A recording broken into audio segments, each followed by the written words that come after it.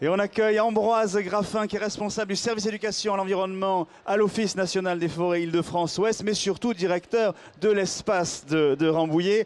Alors, je ne sais pas si Louis, vous connaissez la forêt de Rambouillet? Oui, je la connais un peu. Enfin, c'est pas celle que je connais le mieux, mais Alors, oui, je la connais un peu. Ambroise, donnez-nous envie justement d'aller la découvrir. Bonjour, alors moi je suis donc responsable de l'espace Rambouillet et la forêt de Rambouillet c'est une des forêts les plus importantes d'Île-de-France avec autour de 14 000 hectares. Donc c'est une forêt dans laquelle on peut se perdre et retrouver un peu cette sensation d'immersion nature. Ce qu'on a parfois plus de mal à trouver dans des forêts plus proches de Paris ou qui sont extrêmement fréquentées, où on a toujours un bruit de voiture. Voilà. Et du coup, il y a une biodiversité particulière dans la forêt? Alors c'est une forêt qui est connue depuis très longtemps en fait, pour ses populations de grands animaux, notamment de cervidés et de sangliers. C'était un lieu important aux temps royaux pour la chasse. Et aujourd'hui, effectivement, beaucoup de visiteurs viennent sur Rambouillet pour apercevoir furtivement des grands animaux. Et à l'espace Rambouillet, on peut les voir avec plus de garantie parce qu'on a une densité plus importante qui est maintenue et ce qui est un petit peu l'objet du site. Et justement, quel est le rôle de l'Office national des forêts dans la gestion de cet espace Rambouillet?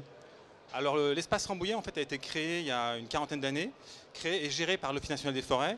C'est un espace de 250 hectares clôturé et dans lequel on a cerfs, chevreuils, daims, sangliers à une forte densité et les gens peuvent les observer sans barrière. Donc on retrouve... un contact direct. Alors, pas le contact direct parce que vous ne pourrez pas les caresser, ça reste des animaux sauvages, mais vous allez les observer et vous allez les débusquer. Donc on retrouve un peu toute la magie de la rencontre avec un animal dans son milieu d'origine. Et c'est ouvert à tout public? C'est ouvert à tout public, on est ouvert de février jusqu'à novembre et on accueille à peu près 100 000, 110 000 visiteurs par an.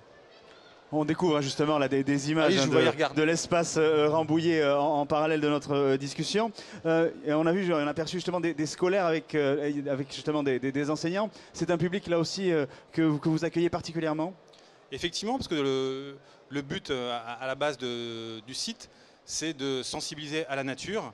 Et dans nos visiteurs, on a 50% de scolaires.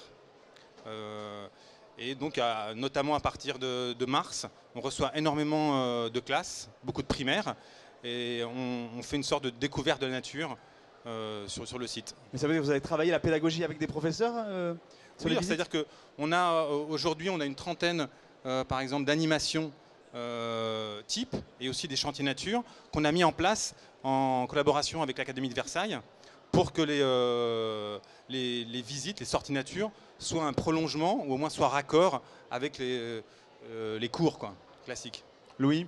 Oui, en fait, moi, ma question est plus basique. C'est comment se porte cette forêt, justement? Est-ce qu'elle va bien? Est-ce qu'elle grossit? Est-ce qu'elle grandit? Est-ce qu'elle se porte bien? Est-ce que ça va plutôt mieux que dans certaines périodes? De manière générale, la forêt en France, elle progresse. Ça, on a parfois tendance à l'oublier, de l'ordre de 40 000 hectares par an.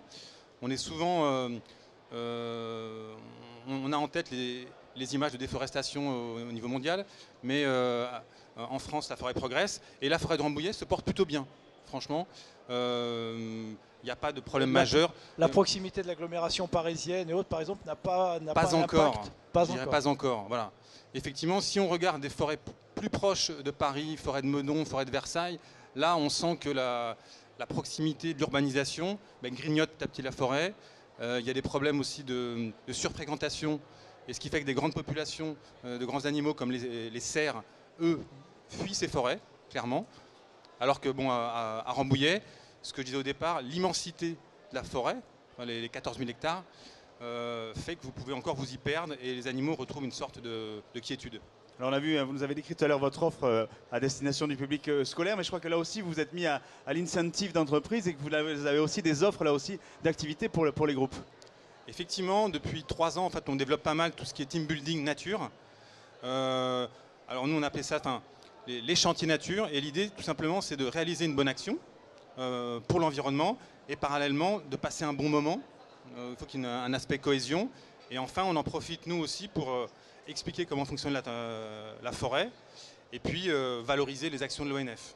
C'est vrai que c'est un moyen pour vous de communiquer directement auprès à la fois des scolaires, donc de faire de l'initiation, de la pédagogie, et à la fois de faire de la pédagogie aussi auprès de professionnels. Du coup, comment vous vous répartissez justement entre ces différents publics? Ah ben, on travaille intensément, on va dire. Mais en fait, ça correspond à des approches. C'est une gestion de groupe un peu différente, mais les thématiques, et notamment la thématique du chantier nature, qu'on met beaucoup en avant, on peut la décliner facilement. L'idée, c'est d'apprendre par l'expérience. On s'aperçoit que ce soit aussi bien des élèves de CP que des groupes d'adultes d'une entreprise bancaire. Et ben en fait, si le chantier en lui-même est assez simple en termes de message et qu'il y a une réalisation à la fin, il y a une valorisation et derrière, ça passe, quoi. Il y a un côté ludique toujours, je pense, que d'apporter du plaisir, d'apporter une compréhension. Je pense que ça, c'est une des clés d'entrée. C'est-à-dire qu'on a 5 sens, et utiliser ces 5 sens, ou en tout cas une partie de ces sens quand on est dans la nature, au contact, forcément, on se sent bien parce qu'on comprend et on est en interaction. Et donc forcément, le plaisir est au bout. Donc c'est-à-dire qu'on fait attention, c'est-à-dire qu'on comprend, donc on est dans le cercle vertueux en fait. D'autant que l'interaction avec la faune sauvage, là, on peut réellement la voir dans l'espace en fait. Ah ben complètement. Hein. Vous avez à peu près autour de 200 grands animaux sur 250 hectares. C'est une densité x10, x15 par rapport à la normale. Et donc, le visiteur, on lui dit qu'il faut qu'il passe au moins 2 heures sur le site en marchant. Et assurément, il va découvrir des animaux. Mais Merci. De manière... Il y a un aspect mystère. Inattendu. Oui, inattendu, voilà. Inattendu, c'est ça. On garde cette magie-là.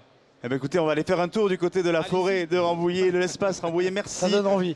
Ambroise Graffin d'être passé sur ce plateau. Et on va continuer la dégustation, Louis, parce que justement, vous savez évidemment qu'il y a des prix du concours général agricole qui sont décernés pendant ce salon d'agriculture. Et là, on a évidemment un produit médaillé du jour dans, évidemment, la séquence qui va suivre.